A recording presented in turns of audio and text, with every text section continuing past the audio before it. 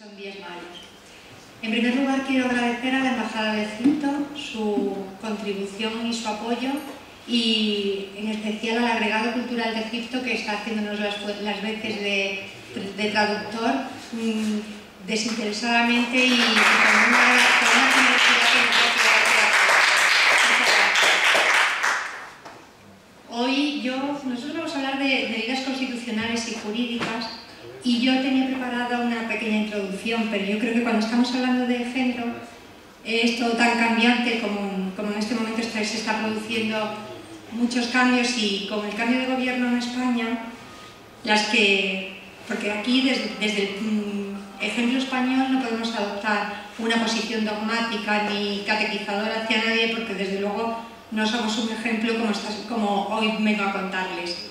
Con el cambio de gobierno, la entrada del PP, tanto a nivel nacional como en las comunidades autónomas, se están adoptando medidas que están perjudicando las ya adoptadas en el gobierno anterior en perspectiva de género, y hoy hemos desayunado con la tremenda noticia de que en la Comunidad de Castilla-La Mancha se han recortado todos los presupuestos, se ha dejado presupuesto cero para las casas de acogida y para todos los recursos que amparaban a las víctimas. Yo no sé qué habrá pensado la señora Cospedal que vamos a hacer con las víctimas que están en tratamiento y que están en proceso de recuperación, pero creo que sí que esto nos puede servir de presentación y enlace. ¿Me oís? De presentación y de enlace, porque no solamente hay que contemplar que la perspectiva de género se incluya en las legislaciones, sino que se incluya en las agendas políticas, porque que estén contemplados los preceptos en la ley no garantiza que eso se traslade a cada una de las normativas, a cada uno de los reglamentos y sobre todo a cada uno de los presupuestos, porque lamentablemente la implantación de la igualdad jurídica y de la igualdad para las mujeres también tiene un coste que hay que asumir como responsabilidad política en cada momento. Y hoy yo creo que todas las feministas, todas las mujeres y toda la sociedad española nos tenemos que poner un crespón negro, porque esto ha sido una medida que desde la plataforma de mujeres artistas, y yo creo que todas las mujeres como mujeres, los hombres como hombres involucrados en la igualdad, y especialmente las feministas, tenemos que condenar, y sin eso no podemos comenzar. Tengo el placer, bueno, antes que nada tengo que disculpar a una de las ponentes, que es Enriqueta Chicano, porque muchas veces la salud o la enfermedad se nos antepone a la voluntad y ella no puede acompañarnos porque no se encontraba hoy en condiciones siquiera de hablar, ¿no?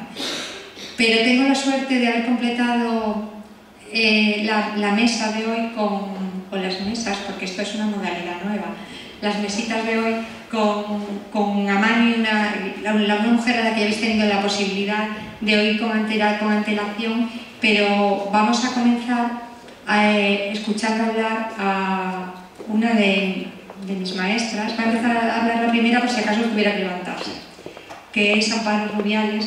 Amparo Rubiales es consejera de Estado.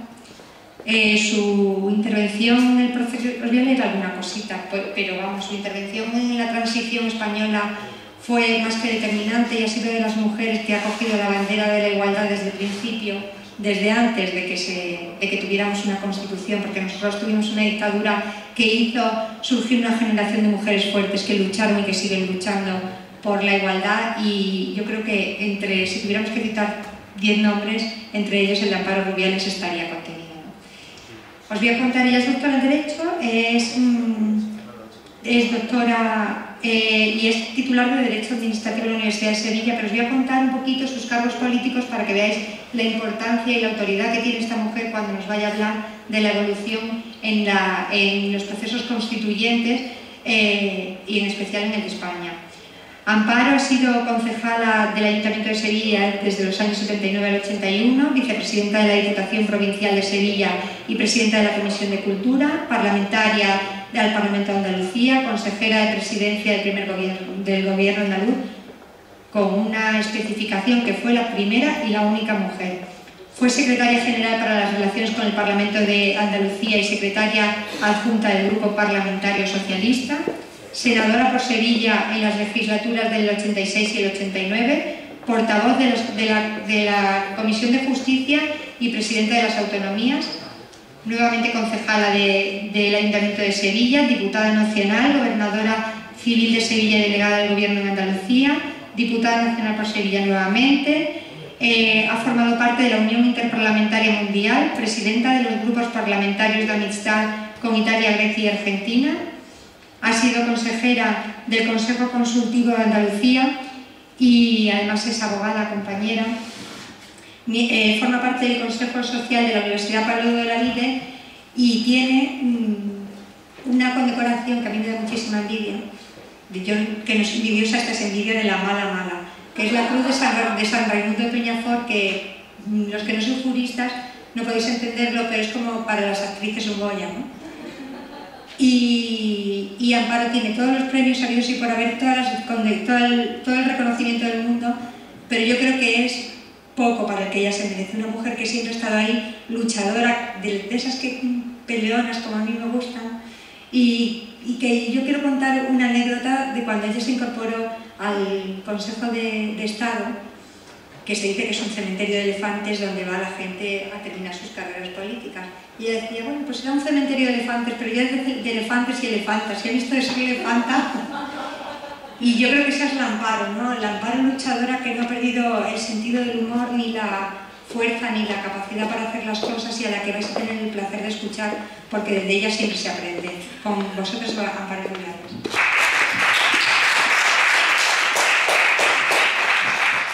Buenas tardes. Supongo que no necesitarán que les diga que Cruz es mi amiga.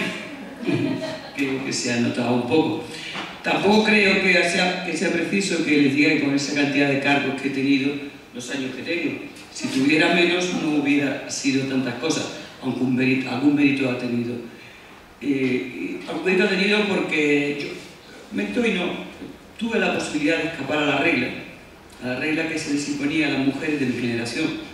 Y como pude escapar a la regla, aquella regla que tenían las mujeres de mi generación, que nacimos después de la guerra civil, pero vivimos todo el franquismo y la transición democrática, y vivimos todavía, yo pude escapar a la regla, y al escapar a la regla tuve la posibilidad de tener acceso a la educación y a la formación, y por tanto tuve la posibilidad de darme cuenta cuáles eran las injusticias que nos rodeaban, y comprendí desde el primer momento que había una de todas las injusticias, que son muchas, eran muchas y siguen siendo demasiadas, que había una que nos afectaba a todas las mujeres por el hecho de haber nacido como tales.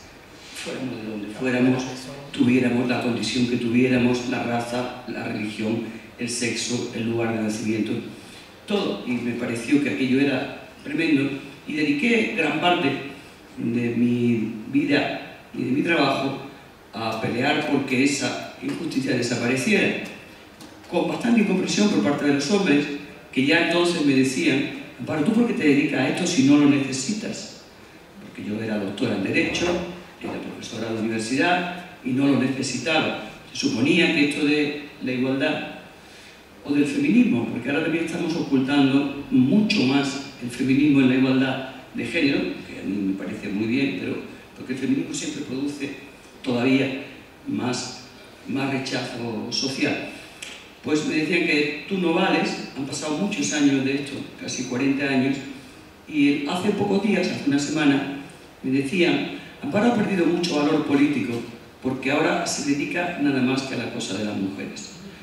Es curioso, no me dedico nada más, he tenido cargos de esos que Cristina me iba a dar las gracias a Cristina y a Cruz, y se me olvidó olvidar Cristina, y ya me ha salido, con lo cual le doy las gracias a las dos, porque por Cristina y por Cruz estoy aquí, a las dos, al embajador de Egipto, a las mujeres de Egipto y a las que estáis aquí por haberme oído.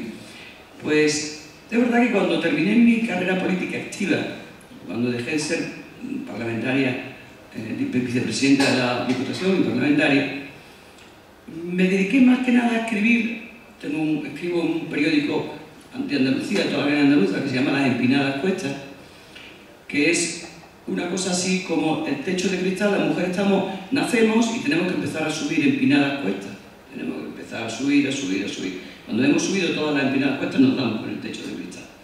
Entonces del techo de cristal hemos escrito más, este techo de cristal que a veces parece de cemento, pero de las empinadas cuestas parece que menos. Las empinadas cuestas viene del prólogo de un libro que escribí, se llama Una mujer de mujeres, y donde el que es hoy presidente de la Junta me decía que al leer mi libro se había dado cuenta de lo que para ellos, para los hombres de mi generación, había sido normal, para nosotras habían sido empinadas cuestas.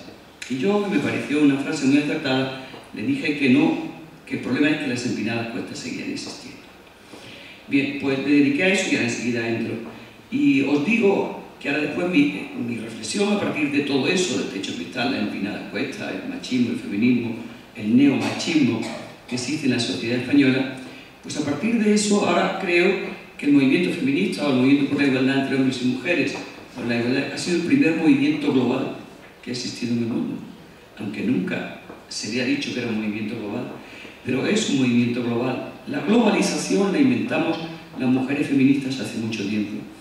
Yo estoy segura, no he oído a la compañera egipcia que está aquí conmigo, ni he oído el resto de las intervenciones, pero estoy segura que con todas las variables circunstanciales del momento y del lugar y del país en el que vivimos, tenemos un tronco común de problemas que es el mismo. Hace escasos días estuvo en Sevilla una mujer palestina, nunca me sale el nombre porque me está saliendo el nombre de Al-Sadawi y no es ella, pero bueno, fue la primera mujer que estuvo en la OLP como ministra de Educación, muy conocidísima, pero el Alzheimer guarda estas pasadas. Pues era curioso porque estaba hablando con una mujer de la OLP en Sevilla y todo lo que contaba, fijaros la situación en la que están viviendo estos hombres y estas mujeres palestinos, bueno, pues el tronco común era el mismo del tronco común de los problemas que teníamos o que seguimos teniendo las mujeres en España.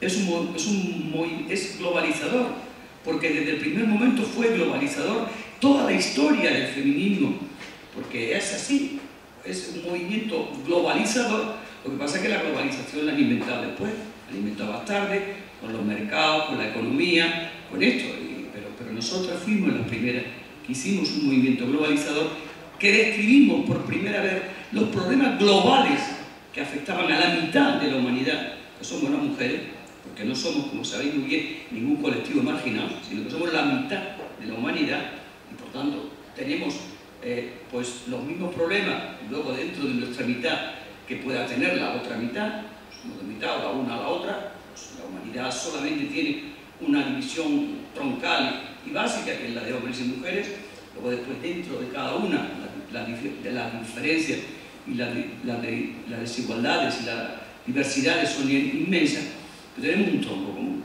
que es el que nacimos con una determinada condición, con un determinado género, como también se inventó mucho más tarde, antes era sexo, está bien de género porque le introduce una componente diferente, pero fuimos el primer movimiento globalizador. Entonces a mí me gustaría que esto de la globalización de las mujeres se extendiera, se extienda que éramos, que somos, que el movimiento de liberación de la mujer, el feminismo, la lucha entre hombres y mujeres, como queráis llamarla, la emancipación de las mujeres, como se quiera poner. Para mí es el movimiento feminista fundamentalmente el que reivindico y reivindicaré siempre. Es un movimiento, el primer movimiento globalizador. Ha sido la primera revolución triunfante, la primera inacabada, que es el problema que tiene. Y pacífica, pues ya podíamos discutirlo, porque, hombre, pacífica en cuanto que no ha habido ningún asalto como tal en mujeres, a ningún poder, pero incruenta no, porque hay demasiadas mujeres que son asesinadas en el camino hacia la igualdad, por esa violencia que se ejerce contra las mujeres, que se ha ejercido siempre y que se sigue ejerciendo básicamente en el seno doméstico, en el seno de las relaciones personales y familiares.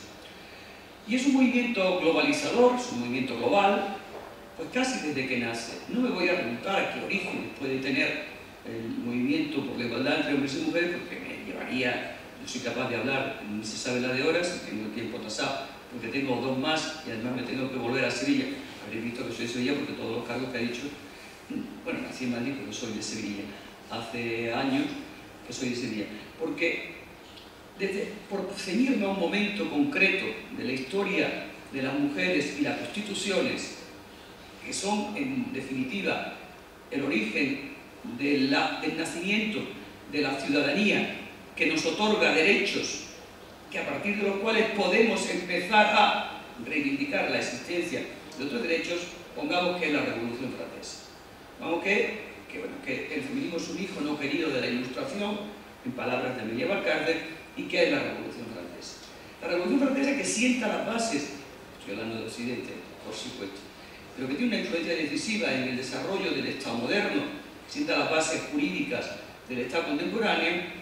Esa Revolución Francesa que habla de igualdad, de libertad, igualdad y fraternidad, en esa igualdad excluye a las mujeres de esa igualdad, de esa hermosa palabra que es la igualdad, y proclama los derechos del hombre y del ciudadano, como sabéis todas y reconocéis.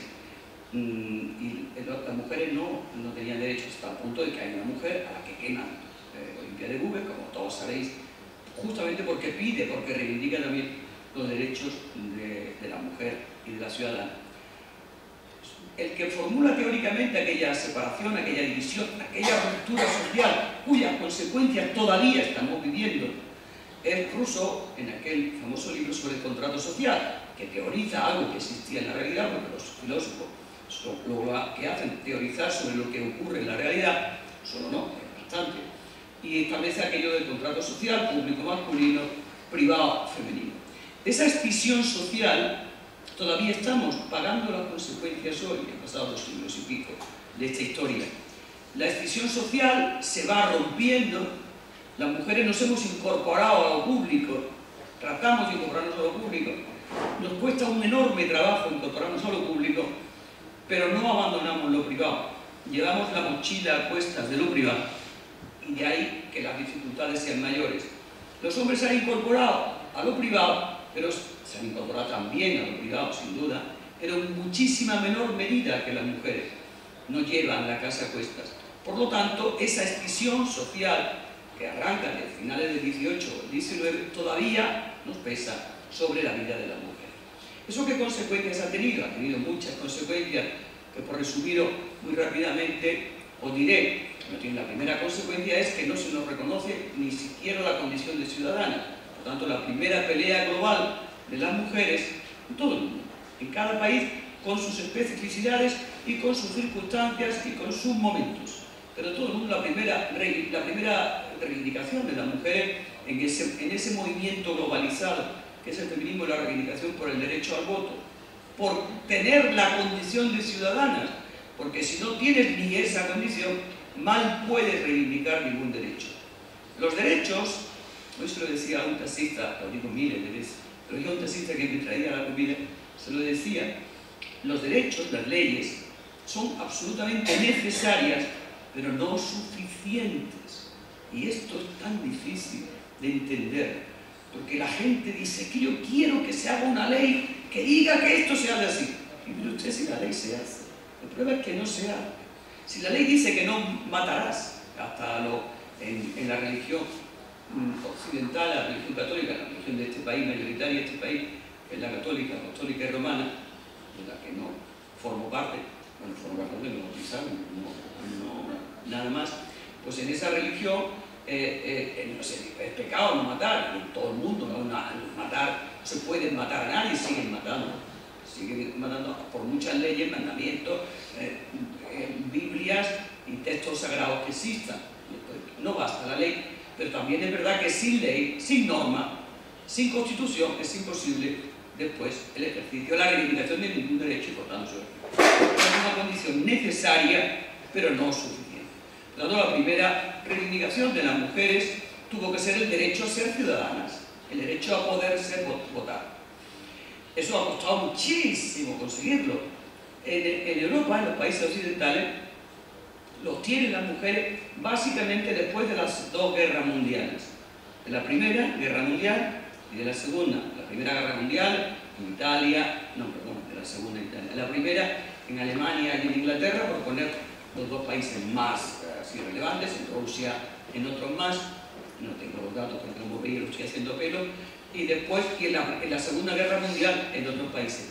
Yo creo que en Egipto, creo que fue en el 29, muy pronto, fue uno de los países del mundo árabe que más pronto lo tuvo.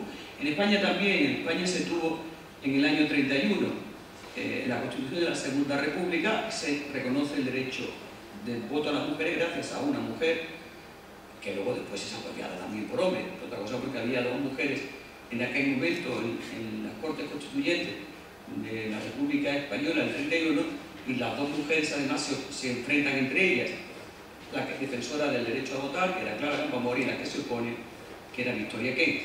Pero bueno, el gran icono referente de las mujeres españolas en la consecución de la condición de ciudadanas es una mujer que se llama Clara Campoamor, gracias a la cual tenemos el derecho al voto. Esta mujer, cuando se proclama la Segunda República, quiso formar parte de la ponencia constitucional, de la ponencia que redactara de la Constitución del 31, porque desde el principio sabía que ella quería introducir este elemento como un elemento esencial, el derecho al sufragio, un elemento fundamental en la Constitución.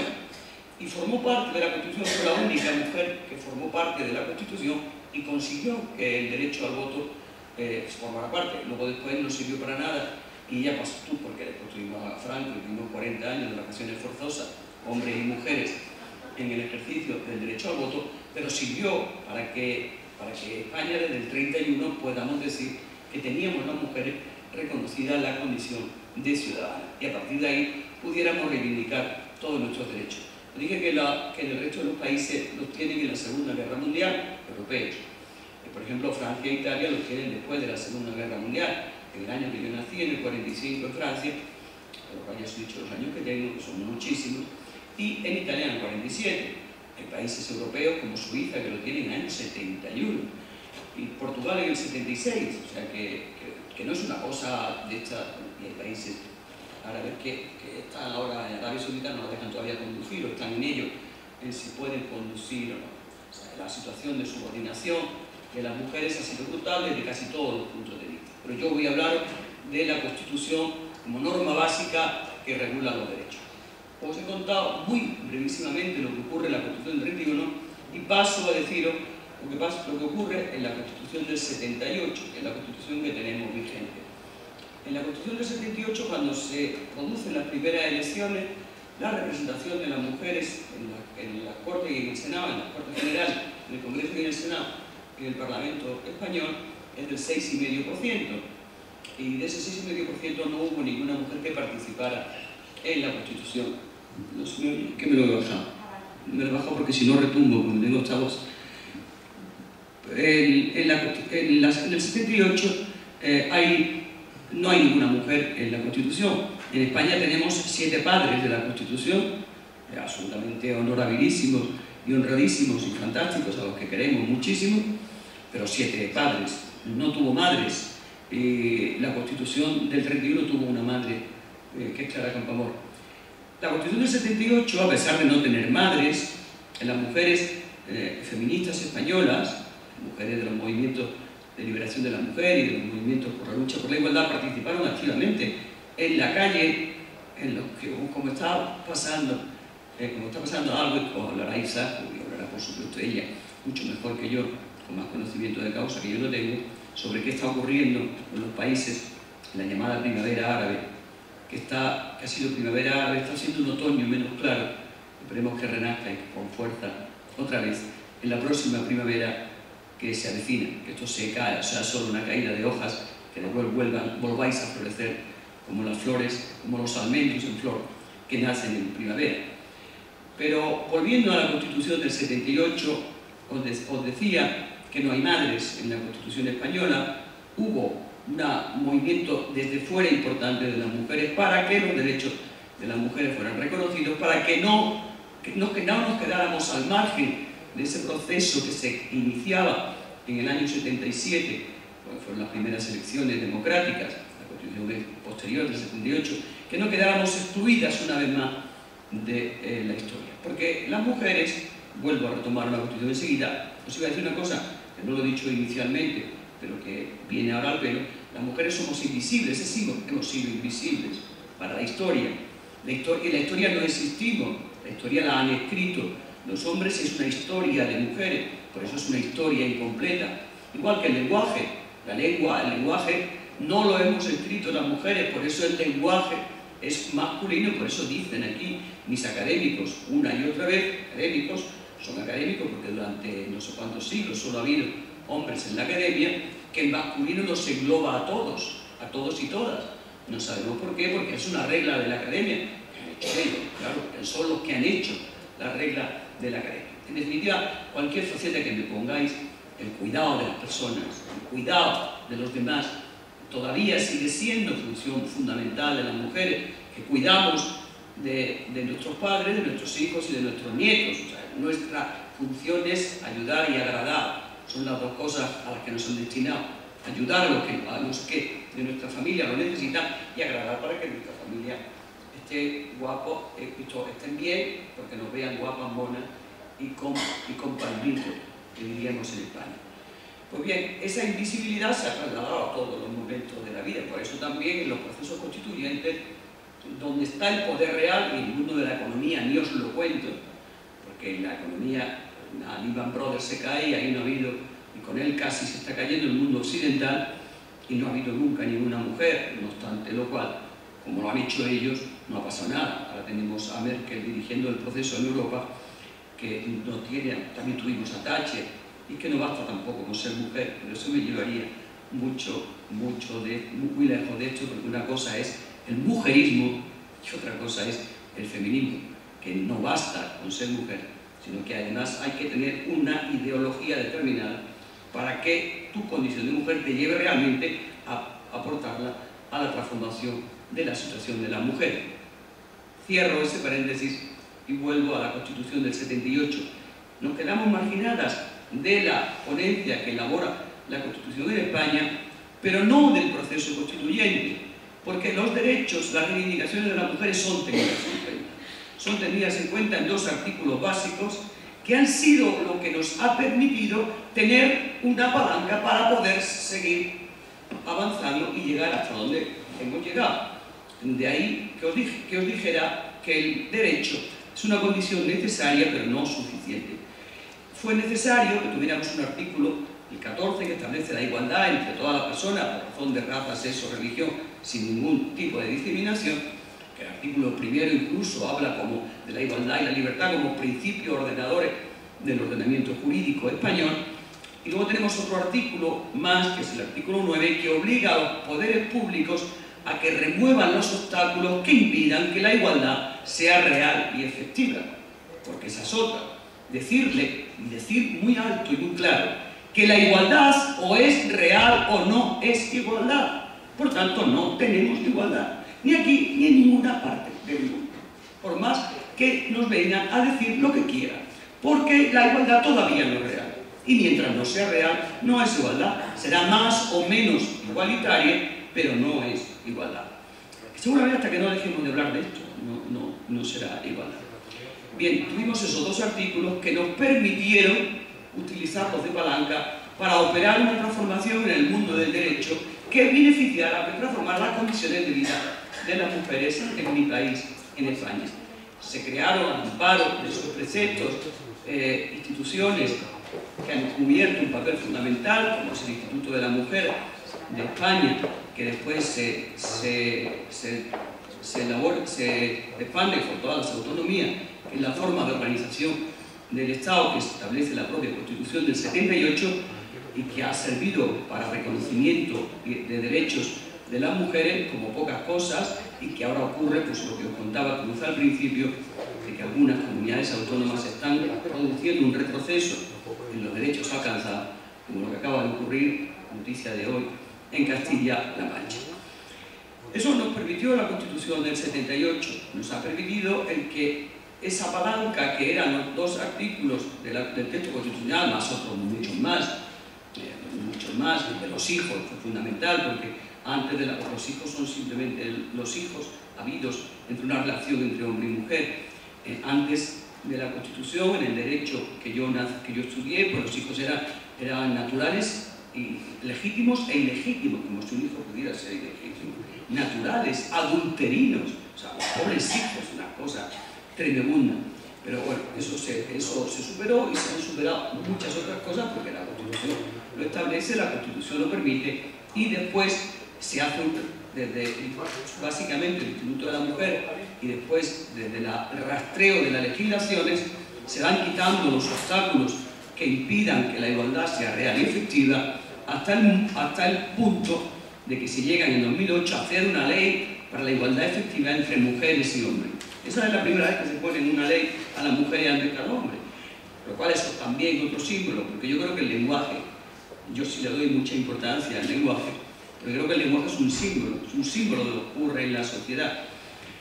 Y cuando el lenguaje es muy masculino, muy machista, donde prevalece eso, es consecuencia de que todavía los atavismos patriarcales, machistas, sexistas que seguimos manteniendo.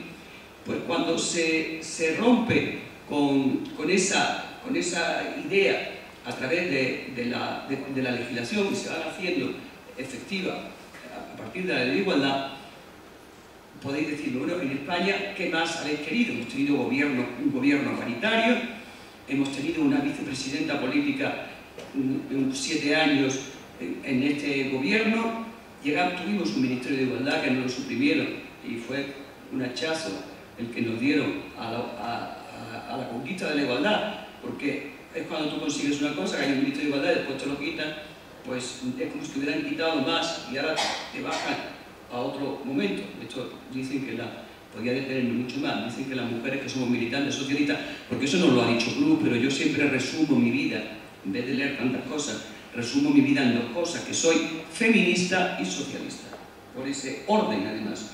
Soy socialista afuera de feminista, que dijo un antiguo socialista, Prieto. Él dijo que era socialista afuera de liberal.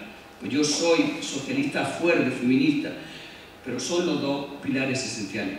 Bien, entonces me dicen que no me meta con la supresión del Ministerio de Igualdad, que lo hace Zapatero, lo crea y lo hace, pero sí me meto, pero también lo voy a dejar porque no era mi razón. ¿Qué quiero decir? Y termino ya, Cruz, porque creo que me he pasado, como siempre, muchísimo. ¿Qué quiero deciros con esto? Que la presencia de las mujeres en los procesos constituyentes, en las constituciones, en el derecho, es absolutamente condición necesaria, pero no condición suficiente. Pero sí necesaria. Por tanto, tenemos todas las mujeres que participar del mundo del derecho para estar presente en la transformación de las normas que establecen las reglas de convivencia entre ciudadanos y ciudadanas. Porque en las normas, en la Constitución, lo primero, que es el pilar que rige nuestras reglas de convivencia, y en todas las normas que la desarrollan, tienen que establecer la igualdad entre hombres y mujeres reales y efectivas, en ocasiones incluso con medidas discriminatorias o de acción positiva, que yo sé que no gustan a muchísima gente, pero que son necesarias porque partimos de una situación de desigualdad. Y la desigualdad no se corrige solo con igualdad, sino que si tú partes de desigualdad tienes que favorecer a aquellos que están en una situación de desventaja. Pero si eso creo que es un aforismo, no sé si cristiano, católico, musulmán o de filosofía de la vida o de la propia condición humana. Tratar de forma desigual a los desiguales. Porque si no trata de forma desigual a los desiguales, nunca se consigue la igualdad. Si los trata de manera igualitaria, no se consigue la igualdad. Pues bien, en España no estuvimos presentes en el proceso, en la elaboración de la Constitución, y por eso la Constitución no está hecha desde un punto de vista de la perspectiva de género, ni siquiera por el tiempo en el que se hace y porque las mujeres no participan, pero las mujeres no quedamos excluidas del proceso del texto constitucional. Eso nos ha permitido el hacer tantas cosas como hemos hecho para transformar la vida y la realidad de las mujeres. Sin embargo, como os he dicho, no basta con que las normas sean así y seguimos teniendo empinadas cuestas. Termino diciendo que empinadas cuestas así, más gordas, algunas lo he dicho ya, pues tenemos muchas empinadas cuestas. Tenemos una empinada cuesta, que es probablemente la peor, la más espantosa, que es la violencia contra las mujeres. El que las siguen matando, las siguen asesinando en todos los países del mundo, en todas las épocas y en todas las circunstancias, en el ámbito de las relaciones personales más privado, más difícil, más duro y más de todo. Siguen matando a las mujeres, siguen abusando de ellas, siguen ejerciendo violencia contra las mujeres. Y contra eso hay que seguir alertas, peleando y transformando. Otras, en el mundo del empleo. En el mundo del empleo sigue habiendo discriminación salarial entre hombres y mujeres. Sigue siendo más difícil la promoción profesional de las mujeres que de los hombres, ya incorporar a las mujeres al mundo del trabajo, en el punto de vista de las relaciones familiares o personales. No se concilia. La mujer es la responsable última de sus hijos. Y hoy, en mi país, en España, los nietos y las hijas de las mujeres de mi generación que están incorporadas al mercado activo, a pesar del desempleo que existe en mi país, la incorporación de las mujeres al empleo remunerado, porque las mujeres que no han trabajado, las mujeres han trabajado siempre, lo que no han tenido es empleo remunerado, lo que no han tenido es perra para ser independientes económicamente. Pues las mujeres de mi generación están pudiendo incorporarse al mercado del trabajo, a la población activa, porque las madres, las abuelas de mi generación, están cuidando de los hijos de esas mujeres. Porque si todavía un niño en una escuela en España se pone malito, con sarampión, con angina o con no sé qué, llaman a la madre y le cuentan que el niño está malito. Luego la madre puede tener una pareja muy colaboradora que le llama y le dice: hoy te toca a ti ir a por el niño, y va. Pero siempre el principio, el eje vertebrador de la familia sigue siendo la mujer. Luego sigue habiendo violencia, sigue habiendo brecha salarial y sigue habiendo no conciliación como tres elementos básicos. Participamos del poder político cada vez más, en España sí, en España mucho, todavía no hemos llegado al 40%, pero estamos cerca, rondándolo. Tenemos hasta establecido la Constitución por una ley orgánica desde el año 2008 y no hemos llegado tampoco en las últimas elecciones, pero todavía las mujeres no consolidamos presencia ni poder propio.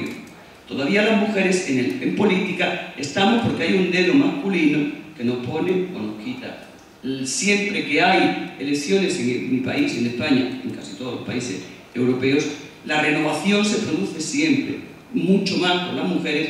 Hay muchos estudios al respecto sobre esto. Siempre se produce mucho más con las mujeres que con los hombres. No tenemos políticamente un poder propio ni un poder consolidado. No consolidamos presencia y liderazgo de mujeres. El mundo de la economía, ya os he dicho, la representación de las mujeres en los consejos de administración de las empresas no llega todavía al 10%, a pesar de que la norma lo exige. Y así, punto y seguido. Termino ya diciendo: tenemos que participar en los procesos constituyentes. Yo le deseo mucha suerte a nuestras compañeras egipcias, porque en la Plaza Tahrir sí han peleado, igual que los hombres. Les han dado las mismas bofetadas que a los hombres.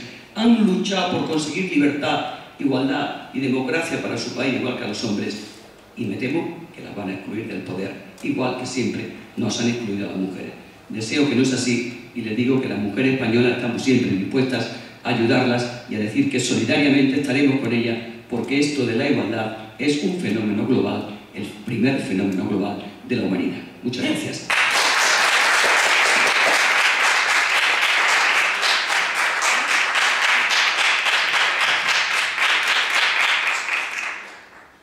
Pues vamos a continuar, yo creo que con un pilar fundamental que es hablar de Unión Europea y Primavera Árabe. ¿Tú cuándo decías que era? Creía que era Pues tenemos con nosotros a Izaskun Bernal Cerdeira, que es licenciada en Ciencias Políticas y de la Administración, experta en la Unión Europea y especialista en Relaciones Internacionales y Comercio Exterior por el Instituto Español de Comercio. Aquí las dos me han pedido que diga que son feministas y socialistas, así que no voy a ser yo quien no les reconozca estos dos calificativos que tienen tan pegaditos a su piel, ¿no? Izaskun ha sido candidata socialista al Parlamento Europeo en las últimas elecciones de 2009 y ahora es asesora política en el Parlamento Europeo.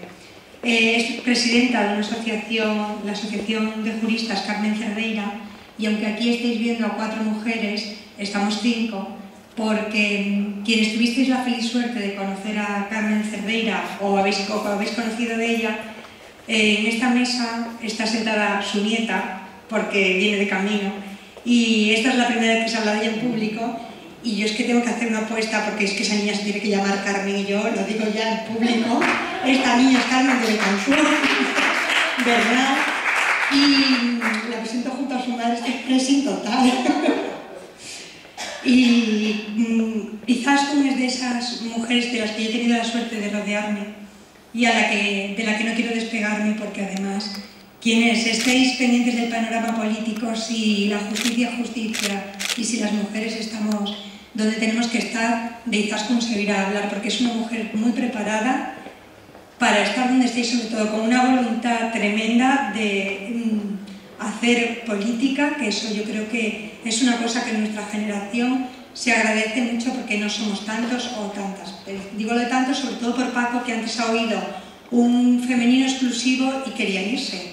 Y ese es el que nos hemos tenido que tragar las mujeres durante mucho tiempo y nadie se ha levantado. Así que porque un día formes parte de todas, por todos los días que nosotros formamos parte de todos. Con nosotras Perdonad un segundo antes de que hable Izaskun. Yo lo iba a haber dicho, pero no quería introducirme en esa historia. Pero ya que lo he nombrado, entre los títulos que tengo, que no me lo ha dicho, para mí, mi mejor amiga se llamaba Carmen Cerdeira. Soy 12 años mayor, era 12 años mayor que ella. Sin embargo, no me he llevado nunca con nadie mejor que con esa mujer a la que he querido, a la que quiero y a la que querré y en la que ahora veo representada a su hija. Izaskun, gracias. La pobre tiene que hablar ahora. No, si eso es lo que iba a decir, si ya para mí era todo un reto y un desafío participar en esta charla, en esta mesa con Amparo, Cruz y nuestra compañera egipcia, la doctora Amani, después de esta presentación, de esta puesta en escena, pues me lo habéis puesto muchísimo más difícil. Pero bueno, muchas gracias Cruz, muchas gracias a la Plataforma de Mujeres Artistas por contar conmigo y darme esta oportunidad de contar un poco pues, qué es lo que la Unión Europea está haciendo por y para la primavera árabe e intentar también acercar en este contexto, en este auditorio, pues un poco el trabajo de la Unión Europea, ¿no? Que siempre queda como un ente ya lejano. Se habla de Bruselas, pero creo que queda siempre un poco confuso. Nunca digas que no hay esperanza. La esperanza solo desaparece cuando dices que no la hay. Estas no son palabras mías, son palabras de Asmat Mahmoud. Creo que para muchas de las mujeres egipcias saben perfectamente quién es. Es una joven bloguera egipcia que con su vídeo en YouTube, Facebook y Twitter, en los que llegó a adquirir más de 70.000 seguidores, ha sido una gran y una fuerte activista en los movimientos de la Plaza Tahrir. Voy a continuar diciendo una serie de nombres. Ahmed al-Sanusi, 31 años en prisión en Libia por intento de golpe de Estado contra Gaddafi. Hoy día es miembro de la Comisión Nacional de Transición y Representación a los Presos Políticos. Razan Zaitoune, abogada siria en la que su blog denunció todas las atrocidades que estaba cometiendo el gobierno sirio, denunciando todas las violencias de derechos humanos. Actualmente está en paradero desconocido por su seguridad.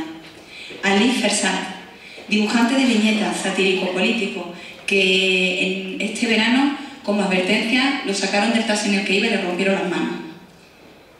Y, como no, Mohamed Bouazizi, el joven tunecino que se prendió fuego y ha sido el germen de la llama que se ha extendido a todos los países árabes, creando el movimiento de primavera árabe. ¿Por qué he nombrado a estas 5 personas? Pues ellas son los 5 activistas representantes de la primavera árabe que acaban de recibir este mismo miércoles el Premio Sájarov 2011 a la libertad de conciencia. Este Premio Sájarov es un premio que concede el Parlamento Europeo, surgió en el año 88 y lleva el nombre de Andrei Sájarov, Nobel de la Paz del año 75. Era un físico que trabajó en la energía nuclear y cuando adquirió conciencia de las posibles consecuencias, de las nefastas consecuencias para la sociedad civil, se volvió un disidente y empezó a luchar contra la carrera armamentística y la carrera nuclear.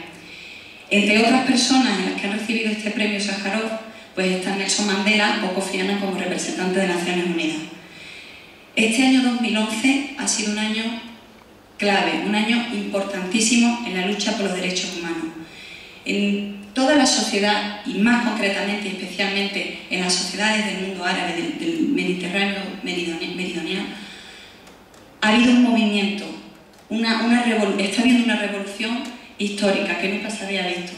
Y yo creo que este premio, el premio Sájarov del Parlamento Europeo, ha sido la culminación al reconocimiento de la lucha que están llevando día a día todas estas personas en todos estos países.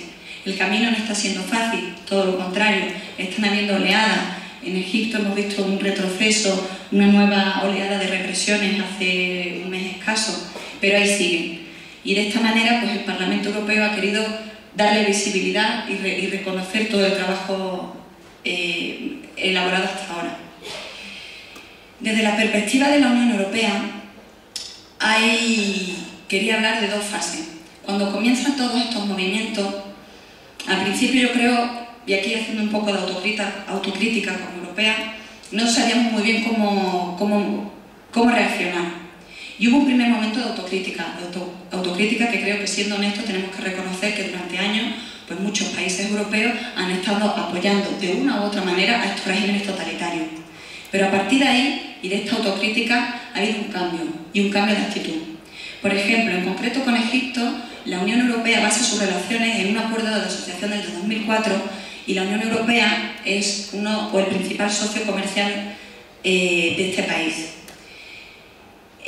Han sido numerosas las muestras en este año 2011, y después de esta autocrítica, o a la vez que esta autocrítica y reflexión, de apoyo. Por solo poner dos ejemplos más, recientemente en el último Consejo de la Unión Europea de 1 de diciembre ha habido una resolución concreta de Egipto y de la situación en Egipto, en la que se alababa el proceso de las elecciones parlamentarias, en la que se pedía a la Junta Militar que transfiriera el poder, que no se anclara ahí como es uno de los peligros que estamos viendo, en el que motivaba a la ayuda internacional a que siguiera presente y en la que reforzara sus esfuerzos, y en los que la Unión Europea debía jugar un rol clave en este apoyo por la libertad y los derechos fundamentales. Y como al margen de la política y del mensaje, que está muy bien y que es fundamental, yo pienso, ya que además trabajo en la Comisión de Asuntos Presupuestarios del Parlamento Europeo, que las políticas tienen que estar reforzadas por un presupuesto, es decir, al final las prioridades vienen marcadas por el presupuesto, es decir, cuánto dinero vamos a invertir aquí o allí. Pues como referencia, que para este 2011 se ha aumentado una especie de partida de urgencia con 85,5 millones de euros más para los países en vía de democratización, y que para el 2012 se ha aumentado en un 47,6%, es decir, con un total de casi 1.250 millones de euros, la ayuda que la Unión Europea va a invertir, va a enviar a todos estos países en democratización, en proceso de democratización. Como decía, en esta primera etapa de reflexión y de autocrítica, creo que el principal mensaje, o al menos la principal idea que a mí me ha quedado y que quería transmitiros, es que definitivamente no es posible la libertad en régimen totalitario. Creo que si teníamos alguna duda, después de este movimiento, después de todo este año, no nos queda ninguna duda. Por lo tanto, con esa idea clave, los dos pasos fundamentales que la Unión Europea está dando es, por un lado, la revisión de la política europea de vecindad, y por otro lado, la creación de una nueva asociación por la democracia y la prosperidad con los países del Mediterráneo. Estoy dando aquí muchos datos, voy a tratar de explicarlos al mismo tiempo. ¿Qué es la política europea de vecindad? Se crea en el 2004, tras la gran ampliación de la Unión Europea, es decir, las fronteras de la Unión Europea con esta nueva ampliación se alargan, y entonces se trata de invertir económicamente y con apoyo pues también con la sociedad civil y todo, en los 16 países vecinos, tanto por tierra como por mar, de la Unión Europea, entre los que forma parte Egipto y la gran mayoría de los países árabes que están ahora mismo protagonizando todo este movimiento. Entonces, este año ha llevado a un nuevo enfoque. Nos hemos dado cuenta que esta política europea que teníamos en el 2004, pues ahora, en el 2011, con una vecindad cambiante constantemente, no era eficaz, no daba la respuesta adecuada. Así que se trata de un nuevo enfoque. En él se pretende sobre todo que haya una responsabilidad mutua de la Unión Europea con estos países y de estos países con la Unión Europea. Y esta responsabilidad mutua quiere que se base sobre todo en un compromiso compartido por los valores universales de la libertad, la democracia y el Estado de Derecho. Se trata de una agenda condicional, es decir, la idea es que la Unión Europea invierta más o apoye con más interés en aquellos países que avancen más rápido y que verdaderamente demuestren su compromiso con la Unión Europea. hasta ahora existía una especie de cláusulas democráticas, de cláusulas de derechos humanos que se han respetado, la verdad es que depende con qué países. Y la idea ahora es reforzar esta idea. Y dentro de este nuevo enfoque de la política europea de vecindad, que no solo toca a los países árabes, también toca a todos los países de Europa del Este y Rusia, por ejemplo, Georgia, hay una pata fundamental que se está ahora mismo debatiendo, en la que están ya las bases puestas, pero aún queda un poquito por elaborar, que es esta nueva asociación para la democracia y la prosperidad.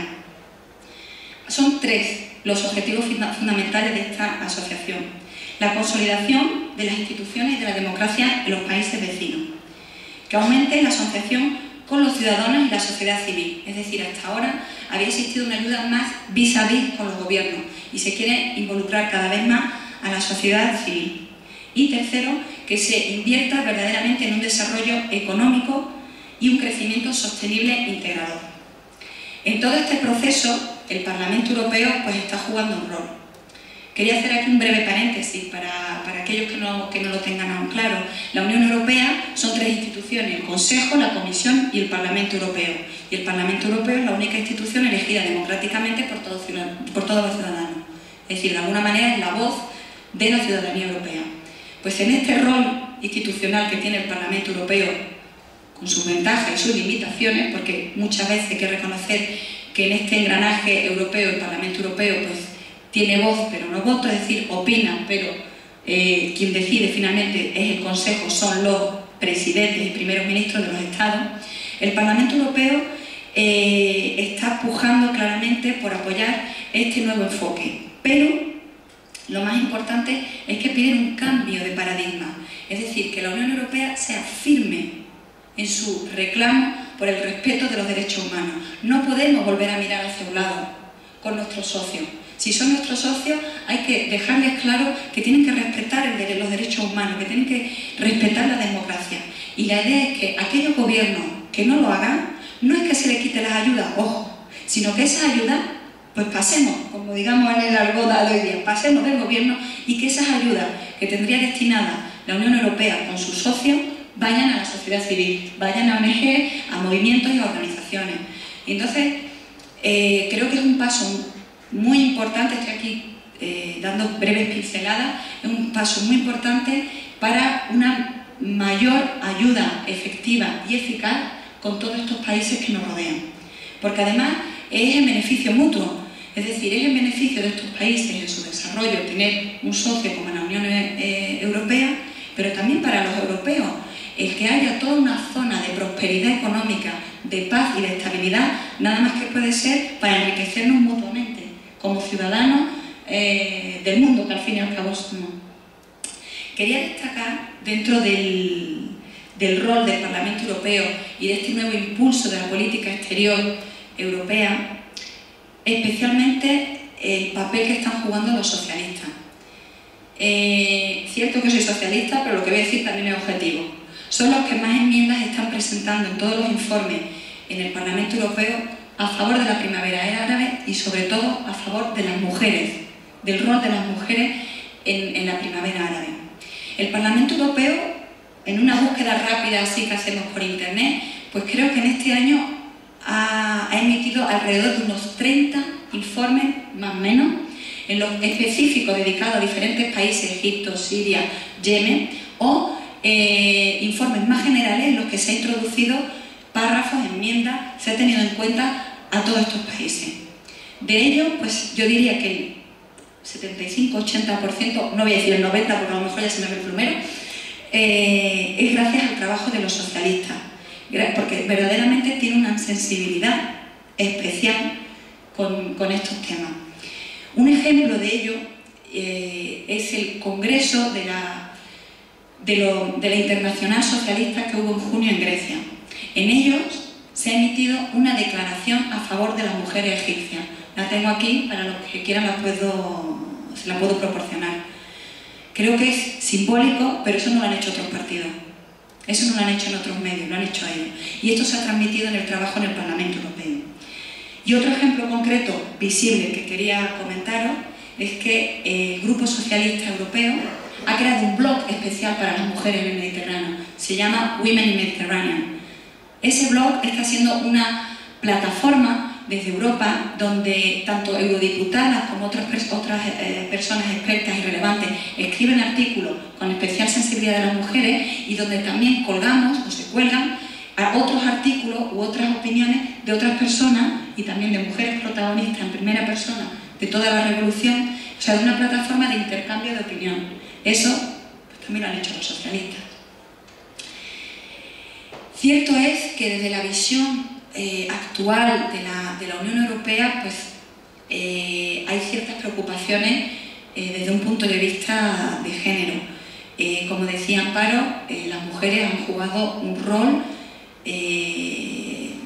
importantísimo en el inicio del movimiento, de las revoluciones. Yo creo que aquí desde Europa a todos nos impactaron las imágenes de esas mujeres con o sin velo que estaban allí y de repente, ¿qué es lo que está pasando? Nos empiezan a llegar noticias de los test de virginidad, nos empiezan a llegar noticias de que hay una rama del islamismo radical que parece que va teniendo un cierto auge, en lo que propone Alá como solución.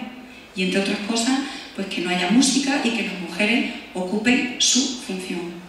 Es decir, desde la Unión Europea se está viendo con una preocupación por dónde van a ir y por dónde van a evolucionar. Y creo que es una preocupación compartida pues, con las mujeres que han participado en estas jornadas. Es decir, qué va a ser de ellas, cómo las van a tener en cuenta y cómo va a ocurrir. Hay una crítica que se ha hecho también desde la Unión Europea, que yo no la comparto y que quizás me gustaría saber la opinión de la doctora, y es el tema de las cuotas de las mujeres. Cierto es que antes del régimen de Mubarak habían cuotas de mujeres y parece ser, por lo que yo tengo entendido, que era por el rol activo de su mujer. Pero claro, esas cuotas luego ¿quiénes las ocupaban? Entonces, desde aquí se ha criticado el que ya no hayan cuotas. Cierto es, como decía Amparo, que es mejor que estén en la norma, pero mi opinión personal sería que, bueno, que a lo mejor el hecho de que no haya cuotas no es tan grave si luego las tienen en cuenta y hay una serie de reconocimientos de derechos. No lo sé, es una reflexión que lanzo, ¿no? Porque lo que tengo entendido, aquí la doctora Mani podrá explicarlo mejor, que esas cuotas sí que estaban ahí y que es verdad, pero que luego en la práctica las mujeres no valían para nada, o para poco. He explicado brevemente cuáles son las relaciones y cómo ha evolucionado la Unión Europea de cara a los países árabes y este replanteamiento de la política exterior de la Unión Europea en la que pretendemos que no tenga ni incoherencia ni lagunas y que seamos más firmes. No quería acabar, o para ir terminando, quería lanzar también una reflexión. La Unión Europea ha tenido que superar muchas pruebas a lo largo de su historia. Si su éxito ha sido posible, es por la firme consolidación y compromiso con la democracia, como decíamos antes, la libertad, los derechos humanos, el estado de bienestar. Todo comenzó en el año 1950 con la Declaración de Schuman, en la que surgió la idea, tras la Segunda Guerra Mundial y 50 años o más de atrocidades y de matarnos unos a otros en Europa, de que esto no volviera a ocurrir. Ahí se ponen las bases de un proyecto, se ponen las bases de la solidaridad común de todos los pueblos europeos. Se ponen las bases para una libre circulación de personas, de mercancías, de bienes. Y se ponen las bases, quizá lo más importante, para una prosperidad de toda Europa común. Una prosperidad social, una prosperidad económica, un desarrollo integrador. A ello se dejan las puertas abiertas a todos los países que quieran unirse. Es decir, el germen fueron Francia, Alemania, Italia, Gran Bretaña y el Benelux. Y se dejan las puertas abiertas. Así, poquito a poco, con todas sus dificultades, la Unión Europea ha llegado a ser la Unión Europea de 27, a partir de enero de 28, con la reciente ampliación a Croacia, y ya veremos. Cierto es que hoy día estamos en una crisis institucional, en una crisis económica que nos lleva azotando varios años.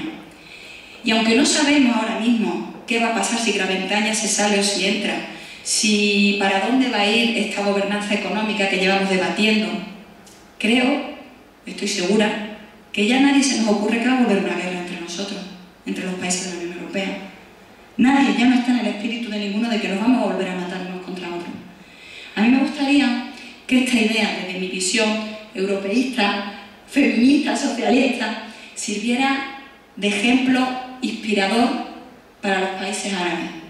Creo que los valores que hace 50 años inspiraron el modelo de la Unión Europea siguen siendo de palpante actualidad en cualquier parte del mundo y especialmente en el contexto actual en los países árabes. Creo que las mujeres, las sociedades en todos estos países tienen que decidir qué camino van a tomar. Son ellos los que tienen que tomar sus propias decisiones en su contexto. No es la Unión Europea, con una actitud paternalista que quizás hemos tenido en otros años, decir por dónde tienen que ir. No, son ellos los que tienen que decidir. Y el rol de nosotros, como europeos, como mujeres, que estamos aquí charlando y debatiendo, es acompañarles y apoyarles en este camino hacia un futuro mejor. Muchas gracias.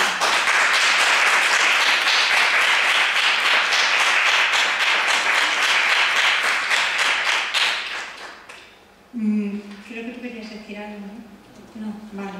Bueno, pues damos paso porque ante la baja de Enriqueta Chicano se nos ha incorporado, creo que una de las mujeres que más éxito ha tenido en estas jornadas, que es la doctora Mani Esfur, que es la presidenta de la Asociación Mujeres para el Negocio de Egipto y con quien creo que se han establecido unas sinergias maravillosas y que fructificarán en el futuro, y a quien vamos a tener el placer de poder escuchar quienes no hemos escuchado hasta ahora.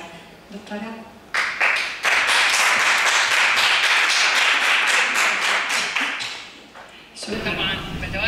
En primer lugar, una vez más, quiero agradecer a la plataforma de mujeres artistas por contra la violencia de género que organizó estas jornadas, y también agradezco a las mujeres compañeras, las que intervinieron y que nos dieron una idea sobre el papel de la mujer y la historia de los movimientos feministas aquí en España y en Europa en general.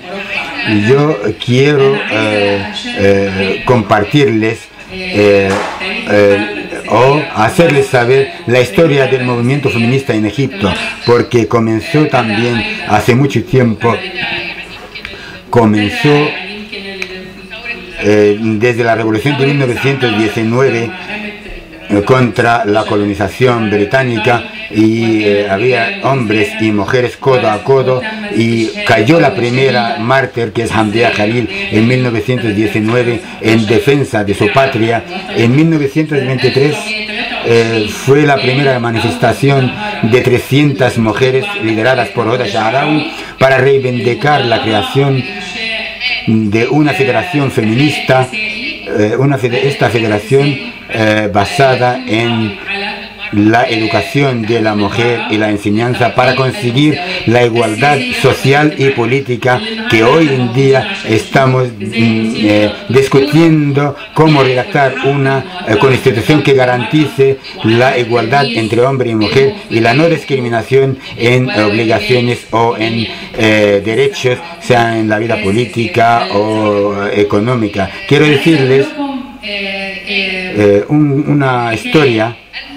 En 1906, una mujer egipcia que tenía acciones en la empresa del Canal de Suez, que era una empresa francesa, y esta mujer egipcia tenía acciones y quería vender estas acciones. Y fue a venderlas. El director de esta empresa francesa, la del Canal de Suez, le dijo: tú eres una mujer y no puedes vender estas acciones.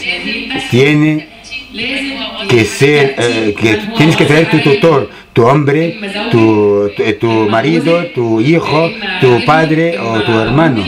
En este momento, en Europa, la mujer no tenía ningún derecho ni para ir a ningún banco, no tenía derecho a poseer nada, no tenía ningún derecho. En este tiempo, en Egipto, la mujer tenía el derecho a poseer. Esta mujer envió una querella, una queja al imam Muhammad Abdu, que es uno de los ulemas ilustrados del Islam, que saben muy bien cuáles son los derechos de la mujer, y escribió el ulema Muhammad Abdu al director francés diciéndole: esta mujer egipcia, musulmana, tiene todos los derechos y todas las obligaciones como cualquier hombre, y tiene el derecho a vender y comprar, y tiene una voluntad económica separada y no necesita ningún hombre para que venda o compre, y ella está libre, tiene los mismos derechos y obligaciones. Estamos hablando de 1906, antes de que se produzca este retroceso de la actitud de la mujer, y estamos en 2011 y hablamos hoy porque lo que impidió los derechos de la mujer no es la religión de ninguna manera, porque la religión no discrimina entre el hombre y la mujer, todo lo contrario. La religión islámica, como dije antes, es la primera palabra, dice, es leer, y leer es enseñanza para hombre y para mujer, y la educación es la clave para cualquier desarrollo. La voluntad o la propiedad fiscal independiente de la mujer del profeta era una mujer de negocios, y lo contrató al profeta para que trabaje con ella. La segunda esposa del profeta, no, la nieta del profeta, que se llamaba Nafisa, su nombre significaba la perla de la enseñanza, porque enseñaba a hombres y a mujeres. Entonces, ¿por qué estamos en esta situación de hoy en día? ¿Por qué los derechos de la mujer están perdidos y que no tiene nada que ver con el Islam? La sociedad masculina aquí en Europa o en su momento o el que estamos viviendo, es porque no ha habido un desarrollo verdadero, había ignorancia y pobreza, lo cual obligó a la mujer a ser ignorante de su religión, ignorante en materia de política, ignorante de sus derechos, porque la Constitución egipcia habla del derecho de ciudadanía para hombre y mujer, sin discriminar entre el hombre y la mujer, de ninguna manera, en todos los derechos y en todas las obligaciones. Y por eso, cuando hemos pedido que haya cuota en el Parlamento, dijeron que esto es no es constitucional, porque la Constitución habla de igualdad entre ambos géneros, y por eso no podemos privilegiar un género sobre el otro, y por eso tuvo que haber una cuota, porque lo llamamos discriminación positiva, porque en Egipto era el menor porcentaje en el mundo de representación femenina en el Parlamento, que era un 1,5%, lo cual no le decía ningún derecho, porque para ir a las elecciones tengo que saber y conocer a los votantes, y muchos votantes dicen: ¿por qué voy a votar a una mujer? No, esto no es válido, esto no es válido. También tiene que tener su independencia económica para financiar las campañas electorales, que tiene que contar con mucho dinero, y por eso vemos que las 2 o 3 que ganaban las elecciones eran más pudientes y solventes, que tienen mucho dinero para financiar sus campañas electorales, y pagaban dinero en efectivo a los votantes. Y ustedes quizá no habéis visto mi presentación anterior, y dijo que la ignorancia y la pobreza son dos factores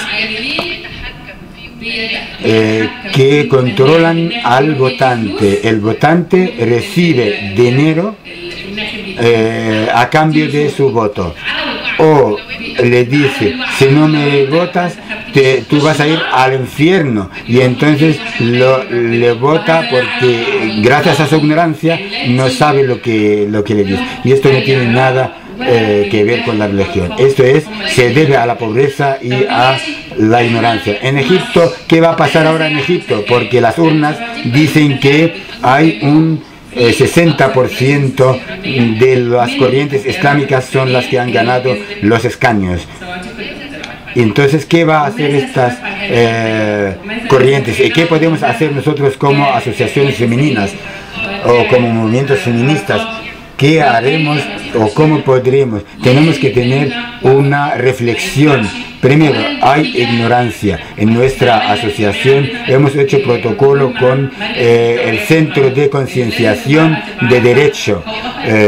La mujer tiene que saber sus derechos, saber cuándo qué derechos le garantiza la ley, pero también hay un legado cultural que afecta mucho y que hacen que la mujer tenga miedo de no tener derecho a declarar en público sus derechos.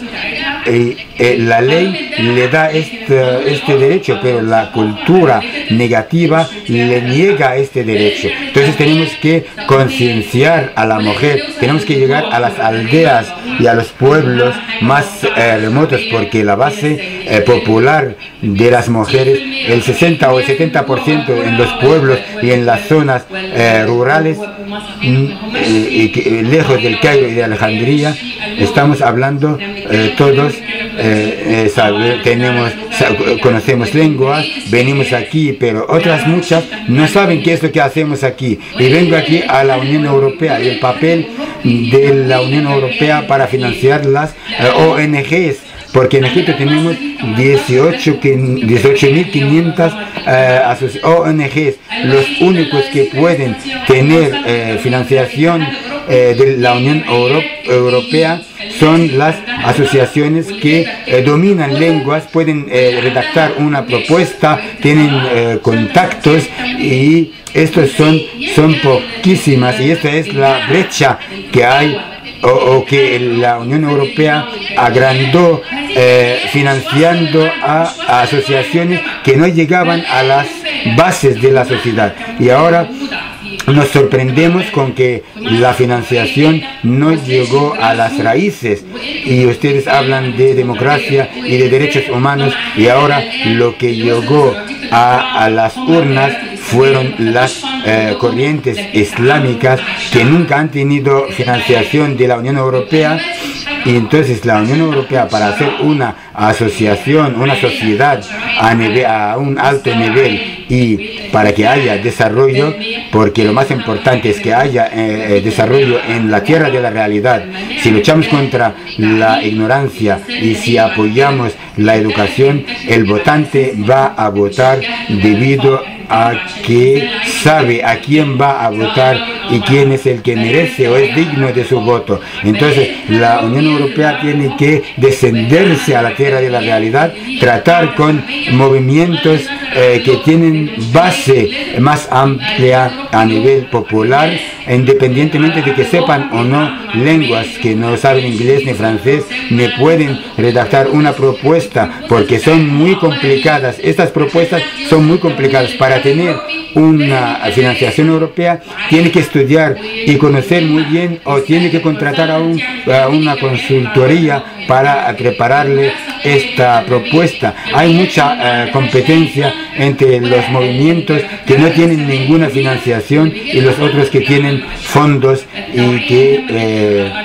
lo tienen todo fácil. Entonces el desarrollo es muy importante. Hay que buscar mecanismos para implementar las leyes. Tiene que haber participación, y nosotros aquí hablamos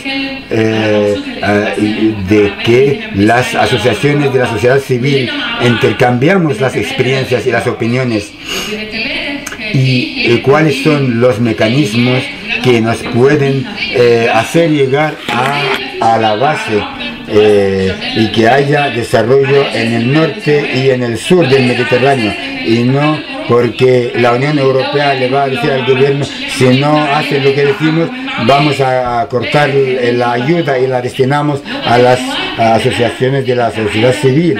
tengo que tratar con los pueblos según sus usos y sus costumbres. Si hay un 70% de islamistas, esa es la democracia. ¿Cómo vais a decirles ahora que habéis votado a los islamistas, no os vamos a financiar? No, tenemos que llegar a la población, el Islam. Nadie nos puede arrancar el Islam ni el cristianismo. Nosotros tenemos en Egipto musulmanes y cristianos, tienen una creencia muy fija y muy firme, que no podemos decir dejad aparte vuestro credo y hablamos, no, pero con el diálogo les enseñamos, sea musulmán o cristiano, no ha discriminado entre el hombre y la mujer. Y cuando hay conciencia, verdadera conciencia de la base amplia de la población, y que el ser humano tenga su dieta y su alimento, su sustento, en este momento nuestro lema es la independencia económica, que da la fuerza para elegir y la capacidad para decidirse. Este es nuestro lema. Entonces, si nosotros logramos desarrollo y conciencia, habrá independencia económica, habrá sociedad, y con la sociedad civil, en este caso, habrá efectivamente verdadera democracia, y nosotros habremos hecho saber a la gente sus derechos, y que nadie abuse del uso de la religión con una agenda política. Y las agradezco a todas ustedes por compartirme la mesa. Estoy muy encantada de que Amparo nos encontramos como líderes mujeres aquí en España. Muchas gracias.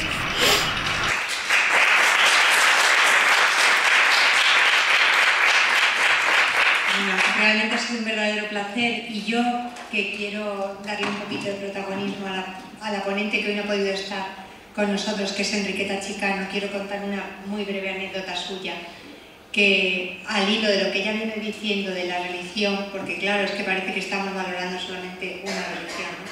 Que Tina, Enriqueta, siempre dice que ella se hizo feminista cuando tuvo que hacer un trabajo de religión en el colegio, que se llamaba Los silencios de la Virgen. Y los silencios de la Virgen en la Biblia eran todos, porque creo que o no habla o habla un par de veces. Pero vamos, siendo la protagonista, estaba totalmente callada, y ella dice que se hizo feminista a los 11 años por los silencios de la Virgen. Así que yo creo que con esta bonita anécdota vamos a dar paso al debate, agradeciendo el nivel de las ponentes, que, bueno, ellos que además de que tienen un altísimo nivel, son amigas mías, y eso es para mí lo que me hace, por lo que yo me considero rica, ¿no? Por la gente que me rodea, que afortunadamente sois muchos y muchos estáis hoy aquí. Así que si tenéis alguna pregunta que hacer, sí. Quiero decir algo que me pasó en Yemen, que es referente a algo que dijo Amani. Una amiga mía que estaba casada, también es yemení, y su marido, ex marido, que era divorciada. Tenía un hijo y le arreglaron pasaporte, permiso de salir con el hijo afuera. Entonces un día fue al aeropuerto con el pasaporte, y había muy obstinado un funcionario en el aeropuerto y no le dejó salir. Llamó al marido, al ex marido, y le dijo, ¿tiene mi permiso de salir? Y salió. Así que es una anécdota de Yemen. Gracias.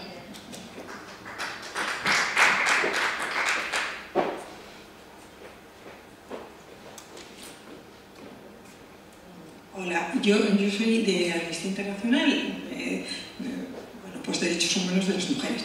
Entonces la verdad es que tengo aquí el último informe con que, por ejemplo, las mujeres heredan la mitad que los hombres, pues, por ejemplo, no pueden pasar la titularidad de, o sea, vamos a ver, la nacionalidad a su esposo, por ejemplo, si es palestino, en fin, una serie de limitaciones importantes en las que tenemos que trabajar para avanzar, ¿no?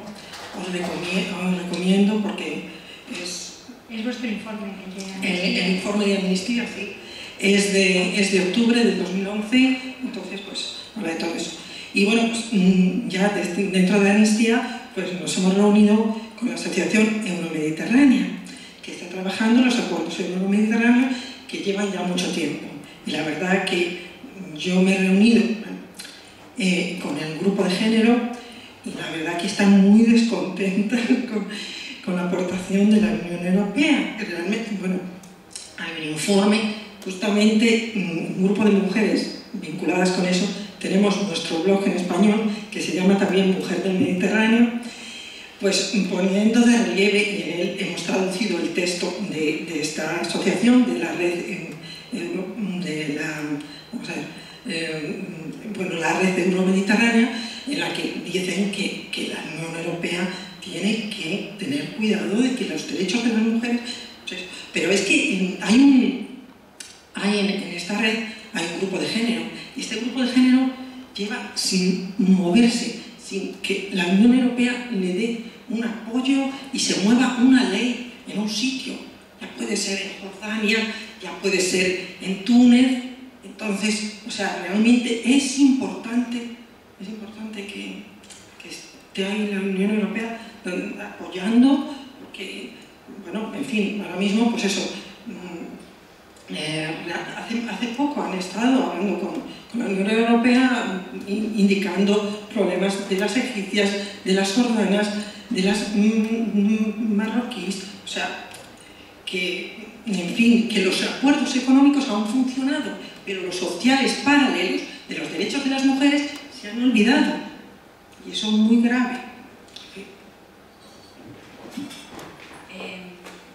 Justamente eso es lo que he tratado un poco de explicar, que este año a raíz de todo el movimiento desde el Parlamento Europeo están tratando de denunciar eso y meter presión al Consejo, que es el que decide por dónde van a ir y cuándo se aplica o no, cuándo se corta o no un acuerdo de asociación.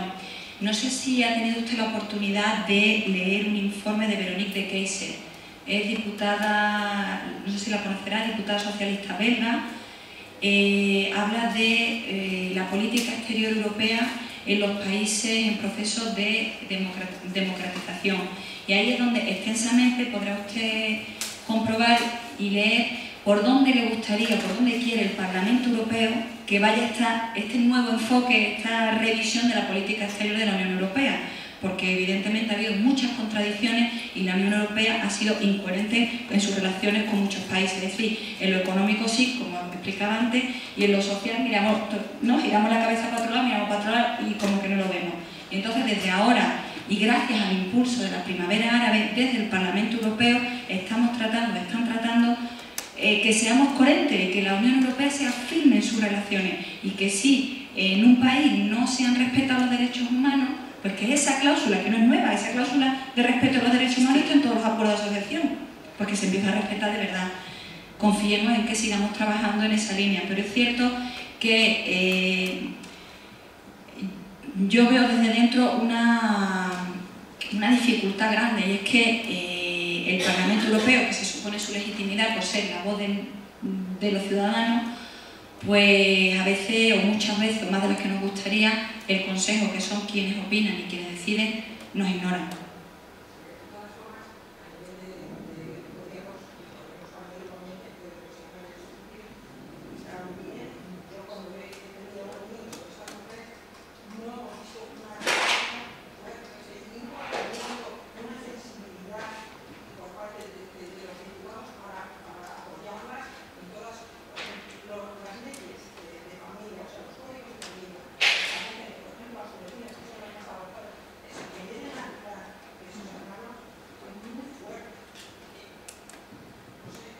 De todas formas, es un país que está saliendo de una dictadura. Si tú valoras la misma situación de cuando en España estábamos saliendo de la dictadura, estábamos en las mismas condiciones o en peores condiciones, porque nuestro Código Civil y nuestro Código Penal era bochornoso, lamentable y vergonzante en aquel momento, ¿no? Yo creo que incluso, yo no sé si peor lo que les costó a estas mujeres que lucharon la introducción de unos derechos como los que tienen que introducirse ahora. Yo creo que estamos hablando...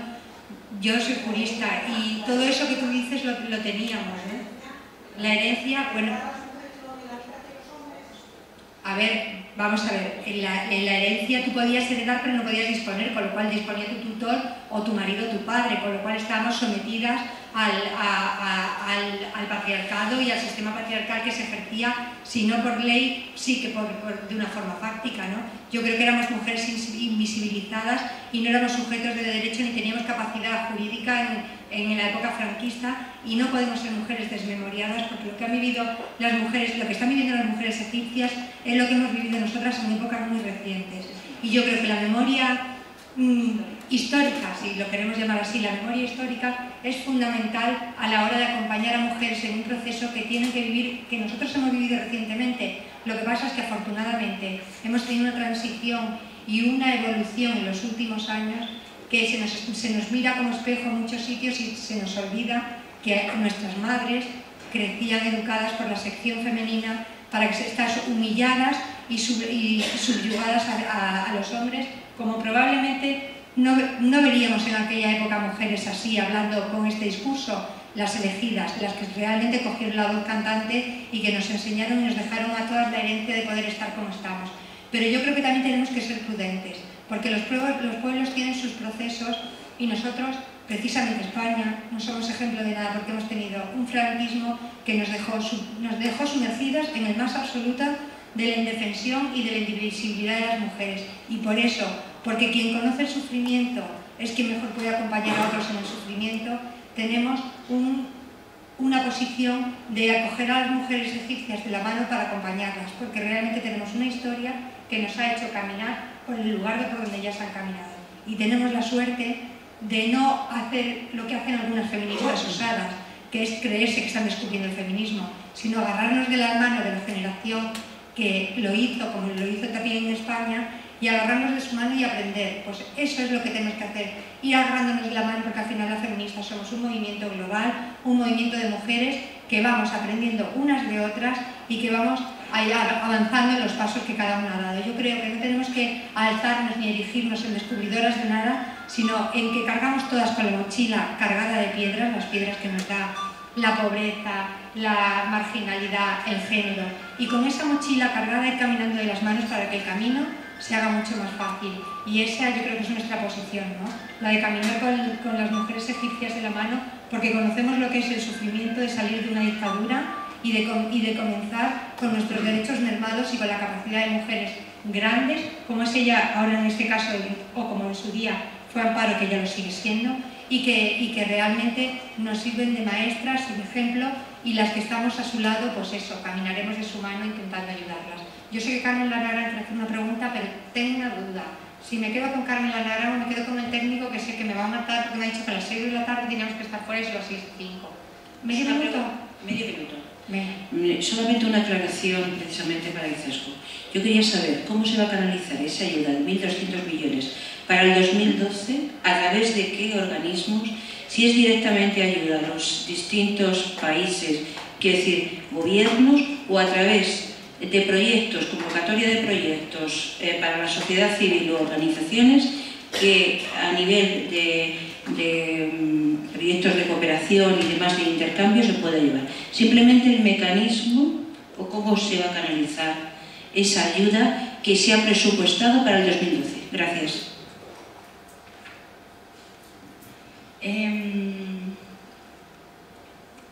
A ver, quien canaliza todas ayudas de cualquier tipo, tanto con las asociaciones con los países vecinos como internamente en la Unión Europea, es la Comisión Europea. La Comisión Europea es el que tiene, digamos, quien gestiona, ¿vale? A quién hay que dirigirse. Son ellos, y son ellos los expertos quienes mejor lo saben. Lo que sí que hay aquí es una partida especial de cooperación con los países mediterráneos. Esa partida es la que se ha logrado aumentar casi en un 50%, un 47% como os he dicho. ¿Cómo va a ir? Pues hasta donde yo tengo conocimiento, pero en esto la pregunta que usted me ha hecho es una pregunta técnica muy concreta que ahora mismo no me encuentro a disposición de poder responderle. Lo que sí que sé es que son varios instrumentos financieros de los que se disponen. Cada uno tiene un reglamento. Hay unos que van directamente a los gobiernos, hay otros que van a las sociedades civiles. Y hay otros que son por proyectos, depende de quién lo presente. Lo que sí que sé es lo que trataba de explicar también antes, que hay un nuevo enfoque en el que cada vez se pretende priorizar a la sociedad civil, a las ONG, al margen de los gobiernos. Eso es lo que se pretende. De todas formas, Le dejo mi contacto ahora cuando termine y la semana que viene me puedo informar mejor y ya le doy en detalle la respuesta más correcta a nivel técnico. Bueno, y para terminar, porque tenemos que respetar las cuotas, es que hay un hombre que quiere hablar. Entonces ya es la última y te prometo que nos vamos, ¿eh? Bueno, yo he tenido la oportunidad desde las 2:30 hasta las 2:30 de hablar, pero no después de haber escuchado a esta mesa en la que me he sentido y me siento tremendamente identificado y sobre todo he aprendido mucho. La gran lección que Amparo nos acaba de dar de la historia del feminismo y que además comparto 100% con ella, pero de la que he aprendido mucho a pesar de la cercanía que últimamente estoy con el feminismo de alguna manera. Izaskun nos ha dado una auténtica lección de normas de la Comunidad Europea.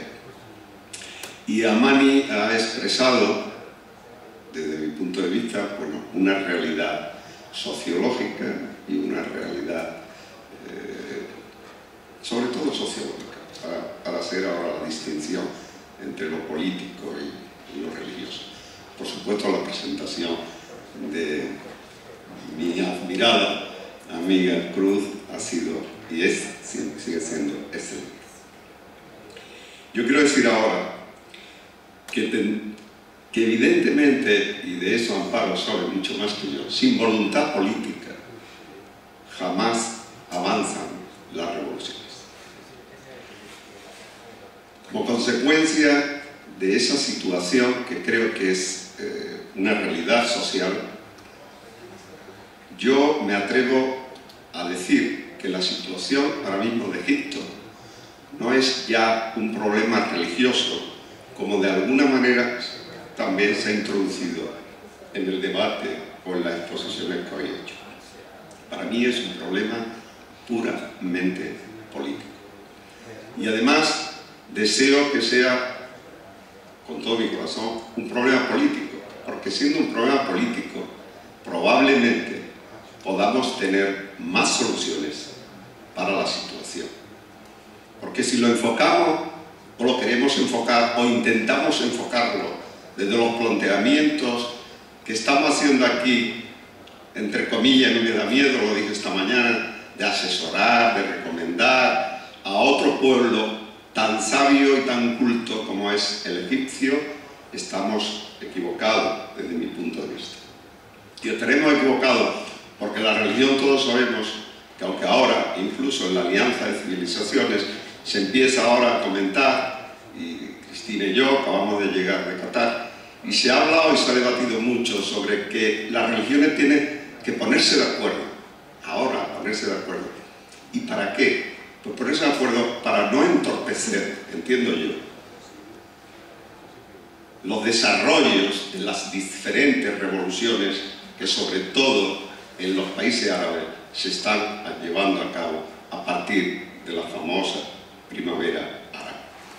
Si intentamos plantear el problema de Egipto ante una perspectiva solamente o no solamente con un gran componente religioso, flaco favor le haremos al pueblo egipcio, porque ahí se estancarán las ideas, los comportamientos y sobre todo los entendimientos. Sin conocimiento, sin educación y sin entendimiento, modestamente también pienso que las revoluciones no avanzarán. Como consecuencia a lo que acabo de decir, también apostillar que Europa, desgraciadamente, y lógicamente soy europeo, soy de Bollullo del Condado, imaginaros, no podemos dar lección de revolución absolutamente a nadie. A nadie me refiero a países y a nadie, si me refiero más a culturas o a civilizaciones, mucho menos. Sobre todo, quiero también acuñar en este último o en este actual siglo. solamente deciros o plantear en voz alta, como he dicho anteriormente, que los egipcios, desde mi punto de vista, utilicen las enseñanzas, las experiencias, si lo desean, que nosotros nos limitemos a decir o a enseñarle o a mostrarle más que enseñarle nuestras experiencias por nuestros medios y que ellos utilicen sus medios por sí solos para seguir su revolución. Y para concluir, y hablando de la mujer, puesto que afortunadamente esto lo desarrollan las mujeres, el proceso de transición, y se lo digo a la amiga Mani, que vaya a vivir en Egipto será largo y muy dificultoso, y que en eso las mujeres, como habéis demostrado en la Plaza de Testigos, tenéis que hacerlo ahora.